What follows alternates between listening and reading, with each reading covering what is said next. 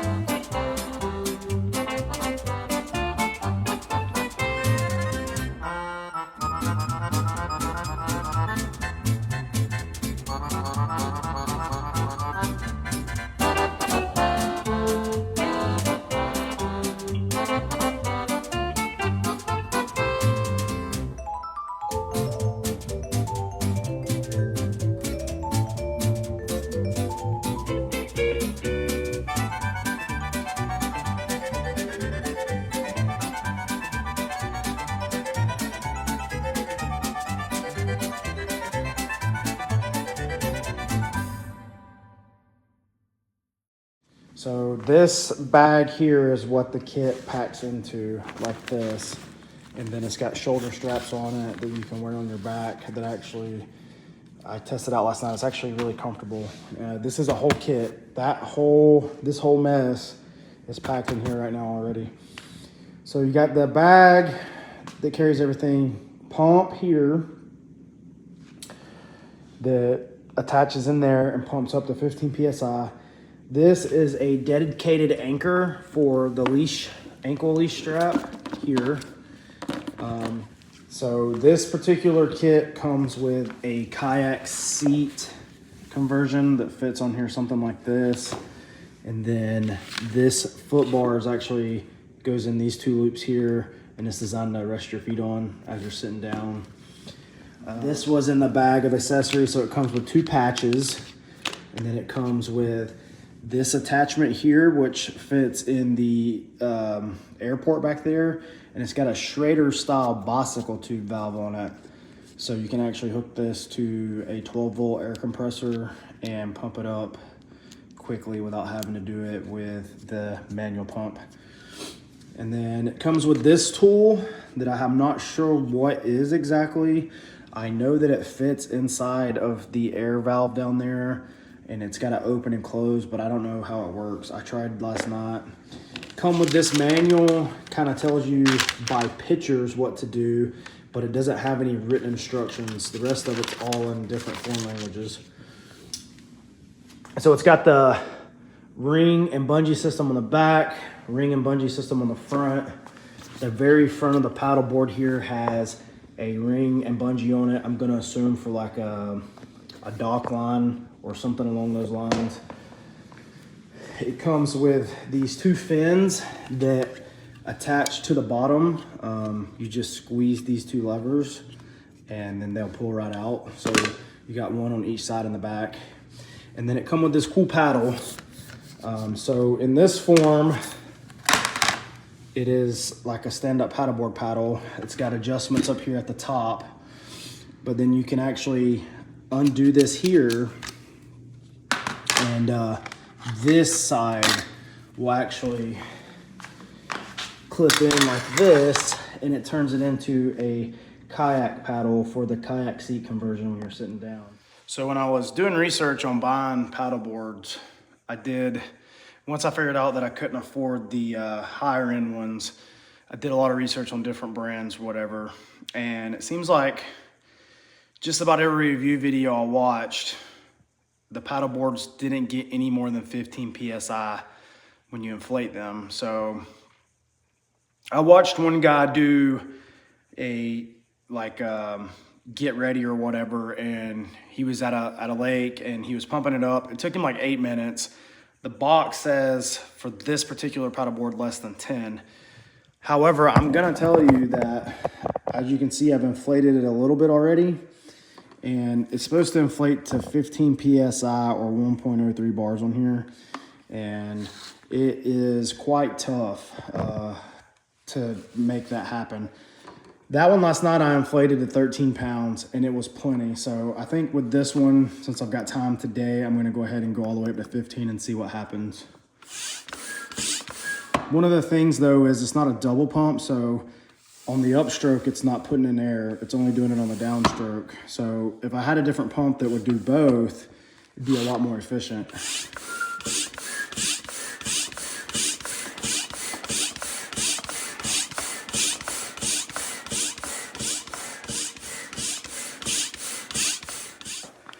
Okay, so we're right at that 15 PSI mark. And just to kind of give you an idea of how tough it is to pump, you really got to be standing up. Right now I'm sitting down on the mantle, but I mean, got to stand up, and even one-handed, I had to use 2 to just push it down. So I don't consider myself the most fit guy in the world, but pretty physically active, and that's pretty tough once it gets up around 15 PSI. And if you, I mean, once it gets up to this PSI, it literally feels like it is a hard paddleboard, like it was meant to be hard. So I don't think if you're not physically active, or maybe if you're a young kid or whatever other things that you may have to prevent you from using the manual pump, it is most definitely worth using the Schrader valve attachment.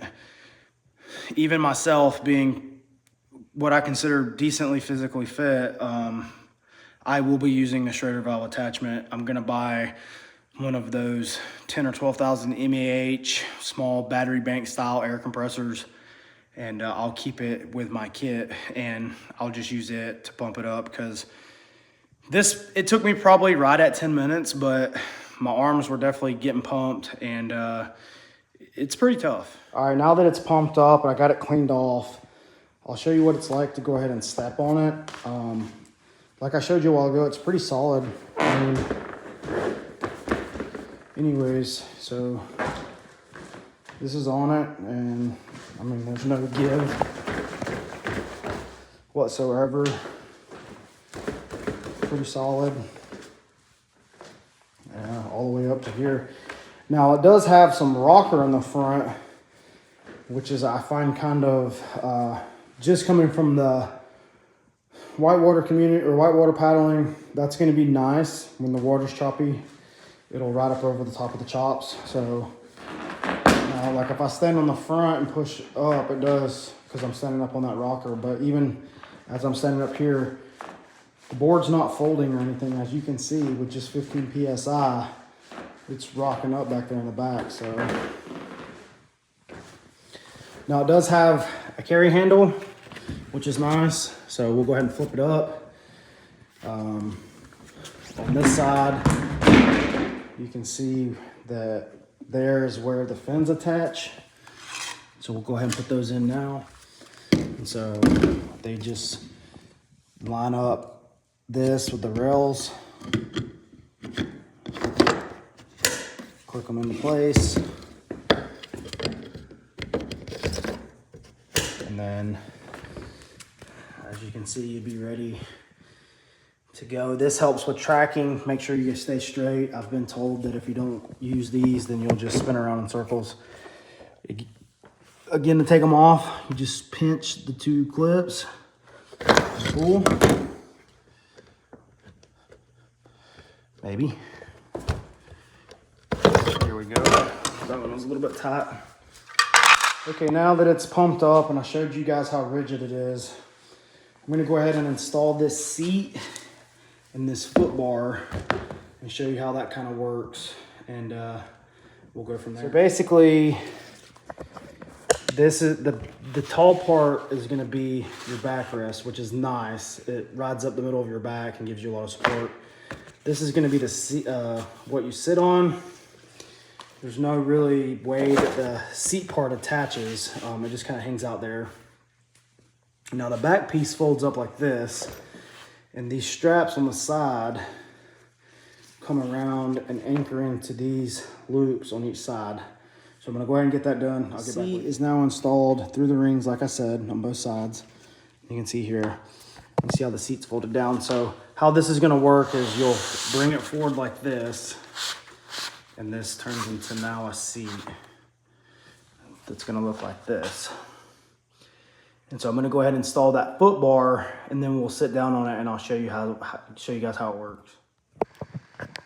Okay, so the foot bar is installed. There are pre-made loops, nylon loops, and the bar goes through the loops on both sides. And this is supposed to be like a footrest. So the idea is you sit down in this, you adjust your forward to back with the straps on the side and the tension, and then you use that as a footrest. So I'm gonna show you guys how that works. Okay, so I'm sitting on the paddleboard, and this is what they want. This is how they're, I guess, assuming that you're gonna use it. So I'm not a fan of this, how it moves. So I would probably never use that anyway. I'd probably just keep my feet straight out, like what you would do in a normal sit on top kayak. These straps are okay. If you take the foot bar out of the equation, you can actually tighten these straps up tighter. And then now you sit more straight up. This actually isn't bad. I could probably do this. I won't do this because I sit on top kayak, so I know what it's like. But it could definitely work for the right person. All right, now that I've showed you guys basically how all of this stuff works as a kit, the next thing that's going to happen is, so I had an idea in my mind of what I wanted to do and how I wanted to use this board. So what's going to end up happening is I'm going to take this seat off and I'm going to take that foot bar off, and I'm not going to use that in my kit at all. This back here, this bungee net system, I'm probably going to untie it and take it out of the front loops, at least for now, and kind of leave the excess hanging out over here until I figure out what I'm going to do with it. But the reason why is I'm going to actually I bought 2 Yeti buckets, one for me, one for my wife's boat. And I actually bought the lid for it as well. So if you've never seen this before, this is really cool. And the bucket's gonna sit there. I'm gonna strap it down on either side. And then what that's gonna do, that's gonna create a seating platform like this. So I will still be able to stand up here and paddle. If I wanna sit down, I can sit. And then these Yeti buckets were designed for this. They have the strap places here, so I'll be able to go on both sides. Another cool thing about these Yeti buckets is they have this thick rim with these other holes. So Yeti sells an attachment that I can clip on here that's a fishing pole holder. Holds 2 or 3 poles and has a little cubby for pliers. So once I get this bucket attached, it'll be a seat. I'll be able to have dry storage, and I will be able to have fishing poles with me as I'm paddling around the lake or maybe eventually the river. So what I'm gonna do now is I'm gonna go ahead and disassemble all of this and get the Yeti bucket on and strapped down and see how it's gonna do. Okay, so I got the rest of the boat disassembled, foot bar out, seat out. I took out the bungee strap that was here, or bungee cord, and I really like the bungee cords that these types of things come with, so I put it up front. It's also going to kind of suck losing the storage, but where I'm losing storage here, I'll be able to replace inside the bucket. So I already have the fins and the Schrader valve down in there. That up there I think is going to work perfectly. It'll balance out once I get my dry backpack up there with my gear in it, and I have it under the net. The board will kind of be balanced out then. One thing I forgot to show you a while ago is the ankle strap. It attaches there by a girth hitch. It's pretty long, it's thick, it's cold. It's got some nice Velcro straps here padded on the inside. I don't know that I will wear it on the lake when I'm on like flat water, but I will keep it attached to the boat because I have seen other YouTubers attach various things to it, paddles, whatever. So this is actually going to work out really well. These straps that I'm using on either side actually came in the paddleboard kits. They were meant to be used to wrap around the paddleboard when it's folded up to put it in the bag. I didn't experience any issues with that thing coming unfolded when I put it in that bag. I'd actually forgot that the strap came, so I'd already packed everything up and the strap was left out. So what I did was I used the strap from that one, from that kit, and the strap from this kit, and I put one on each side and tightened them down. And I mean, they're on there. I can take and lift this whole bucket up. The bucket don't move. So what I'm gonna end up doing is I'll cut these straps down here and burn them, so that way there's not a whole lot of extra hanging off. And then that'll be this whole setup. And I'm actually, the more and more I mess with it, the more and more I'm getting super anxious to get it out on the water.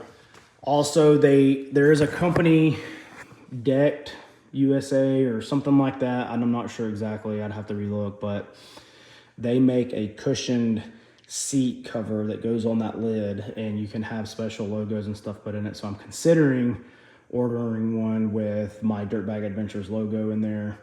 I think that would be really cool, and it would give me a little bit of cushion to sit on. So as you can see, I cleaned up the rest of the mess. The seat, the foot bar, the other extension for the paddle and the other paddle blade I will not be using for my setup. I will use the paddle board paddle with the T-handle on it for basically everything I'm going to do with this. I have no use for the seat, and I have no use for the foot bar. Now, another cool thing about this setup, the way I'm wanting to use it, is I now have 2 more tie points here. So I could actually put another small bag or tackle box or something here and run a bungee over or a strap to strap it there. And then I've got 1, 2, 3, 4 more attachment points here where I could actually store something else here. One of the things that I'm considering, and I'm probably going to go try here in just a minute, is using a carabiner to one of these to put my fishing net that's attached to a magnet on there, so it's always right in front of me and I can just reach down, break the magnets apart, and pull it right off. Okay, so this is my newest fishing net. I upgraded to a rubber net this year for trout fishing because last year I experienced my hook getting hung in the mesh and messing up my other net. So the cool thing with this is I have bought this carabiner lanyard system. And so this carabiner would hook to my belt loop or my pack in normal situations, and then it would just be hanging there. With this, I can actually just pull this apart, and now I can use my net however I want, still in a lanyard attached to myself. Part of the magnet's here, the other part of the magnet's down there. It's flipped over right now, but and then all you got to do is get them close together, and they snap back, and now you have a whole kit again. My brother Zachary actually recommended this to me last year, and I honestly didn't give it a whole lot of thought until I seen a YouTube video ad of something else. So I bought into it, and so far it's great. But my thinking with this is I can just clip right into this net, right into this loop here, just like this, and have my net right here hanging out on the paddleboard as I'm paddling and fishing. And if I need to use it, I can just reach down, pull it apart like this, use it however I need to use it, and then when I'm done, clip it back, and it's back on the board now. Okay, so overall initial review on the kit. So right out of the box, I was impressed. I'm not sure what I was expecting when I was thinking about an inflatable paddleboard. Like, I was thinking maybe like a tube you would tube down a river with, you know, that's real thin, that would bust easily. And I don't know how easy this will bust. I don't foresee any problems whatsoever on the lake, unless you like run into a dock with nails or something on it. But I don't see any problems on flat water or the lake. When it comes to the river, I think the rivers like down in South Georgia that are wide and flat and long and deep, it will be perfectly fine. You don't have rocks and features like that down there. Up here in North Georgia, especially during the summertime, you're probably going to have to be extremely careful running up into shallow rapids and getting around trees and stuff, because there's probably a big potential to put a hole in it. As I said, straight out of the box, I really am impressed with it. It is, so far, it seems well built. All the seams with the D-rings and everything seem like they're glued or heat welded really well. I really like this padded area, and you can tell a visible difference, especially barefoot. Like if you step here and if you step here, this is hard This is hard. It contours to your foot. So, like I said, I'm really impressed with it so far. Out of the box kit for someone who just wants some paddling around, a couple hours here, a couple hours there. It's great. The seat would probably work great. But for somebody who is probably going to spend 7, 8, 9 hours a day on the lake fishing, or possibly even maybe a couple solo overnight trips or multiple day trips on it, I'm not sure yet, but I do have an idea to do that. This setup here seems to work so far. Just sitting here in my living room seems to be really awesome. I'm hoping within the next day or two, I will be able to get out and put this on some water and test it out, because I've never actually been on a paddleboard. Done a lot of kayaking, done a lot of canoeing, done a lot of whitewater stuff, done some expedition kayak camping, exploratory kayak camping. Never been on a paddleboard.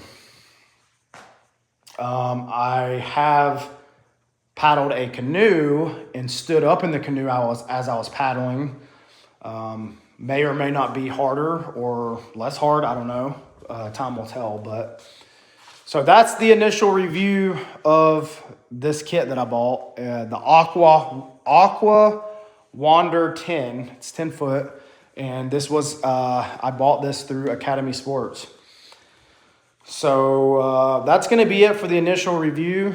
The next clip you see will be me on the board at the lake doing an on-water review. Stay tuned.